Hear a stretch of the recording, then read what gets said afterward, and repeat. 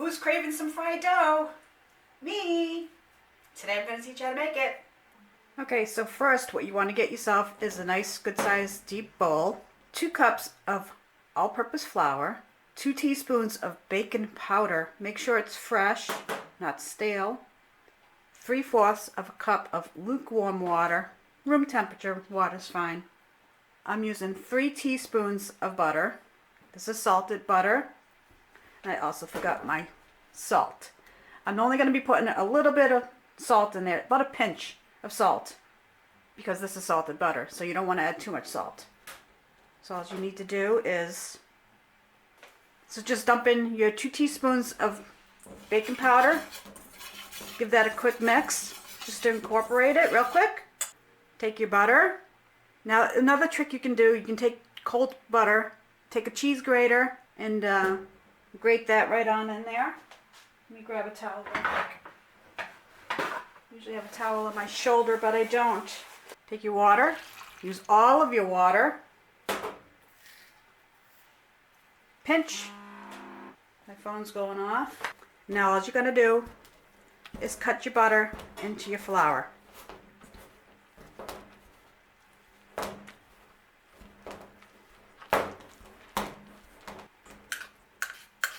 You can cut your butter in before or after. It doesn't matter. I've done this either way.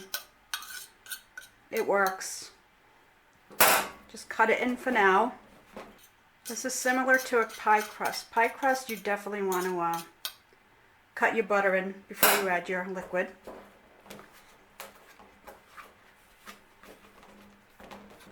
Just knead this up. Fold and push, fold and push. I'm going to finish this off camera kneading so I can get a better grip on it, and I'll be right back.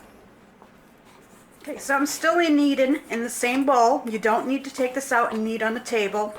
As long as you have a nice good sized bowl, you can do it right in the bowl. Get all your flour off the sides. It's going to be a tad sticky by the time you're done kneading. That's okay. That's what you want. Okay. Let's make a nice little ball. Leave it as is. Take a quick wash of your hands. Quick cleanup. Let that rest in the bowl for about 15 minutes and we'll be right back. So once this is set for 15 minutes, what I like to do is grab some plastic wrap. Let me just slide you.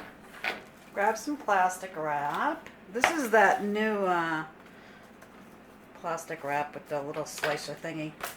Don't know if I like it yet. I mean, it works, but it's okay. Let's see. Take your sticky dough. It's not too sticky now because you let it rest in the bowl. Let me slide you over. Take the dough. It's not as sticky as it was 15 minutes ago. That's why you let it rest. Wrap it. Wrap it. And put it in the refrigerator. I find that if you let it chill for about an hour, I know this, I said this was a quick recipe. It is quick. You can use this dough right now to fry, but I find that it tastes better resting in the refrigerator for a while. So I don't know if you can see that. This is my cast iron pan.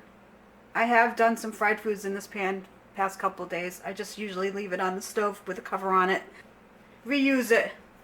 I don't normally eat a lot of fried food, but it's that time of life, I guess, that I'm craving these things. Good thing I'm going to the gym again. Anyway, we're going to let this preheat to you start seeing ripples. Most kitchens, you know, don't have thermometers and stuff like that for oil. So my little trick is we're going to heat this up until you start seeing little ripples in the oil. And we'll be back when that happens. So the oil is starting to ripple, and the little crumbs I do have in there are starting to move around. So I know my oil's getting up to temp. So take your chilled dough, unwrap it. Now all you're going to be doing is taking just a nice little golf ball size of dough. Pinch that right off, and all you're going to do is just flatten it out, spinning, turning as you go.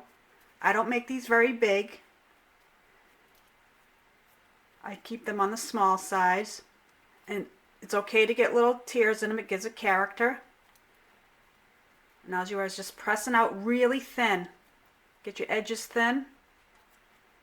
I remember doing this as a kid many years ago. I'm using vegetable oil. You can use peanut oil or whatever oil you like. Crisco oil. We used to use Crisco back in the day. And so all you're going to do is plop that in the oil. Now this does cook up relatively quick. So about 40 seconds. It depends on how big you make these. The thinner they are, the less time it's going to take. But my goal is I like these a nice golden color. This one's actually rather small. I'm going to make another one. See, that's not quite done yet on that side, so I will be flipping that again. So as that's cooking, I'm going to pinch off another golf ball size of dough. And again, while your other pieces frying up, just kneading and pulling. Not really kneading, just stretching and pulling and pressing. It doesn't not have to be perfectly circled. Let's check that other one. Pull and stretch. Pull and stretch. Another little trick is if you let your dough warm up a little bit, it stretches easy. But no matter what, you can take this right out of the refrigerator and start doing this. The other one looks, let's place that down and wait. This one looks good. Use tongs. We're going to turn that oil down. It's getting a little hot. We don't want no fires. So again, keep stretching and pulling. This one's nice and big. If you get a tear and you don't want it there, just pinch it. So plop that in. Be very careful. The bigger they are and the thinner they are too, you get these nice little bubbles coming up. Okay, so that one's done. Let's give it 2 more seconds on that side. A couple seconds on the other side. Turn your heat off. Grab your dough. Drain it. You can place these on a paper towel or just put it right on the plate.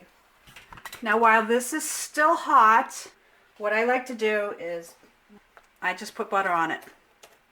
You can melt butter and brush it on, or you can just smear it on. Of course, the more butter you put on, the more tastier it's going to be. This is my preference. You can top this off with anything you like. Use sugar and cinnamon mix together. Put some jam on here, anything you want. But this is my preferred method. I should really have everything on hand. Now this is how I keep my powdered sugar in a mason jar.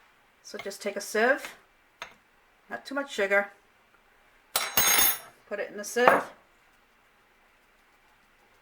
and give it a nice little sprinkle. So there's my little paper plate because I'm fancy today. Let's try the first one that I had.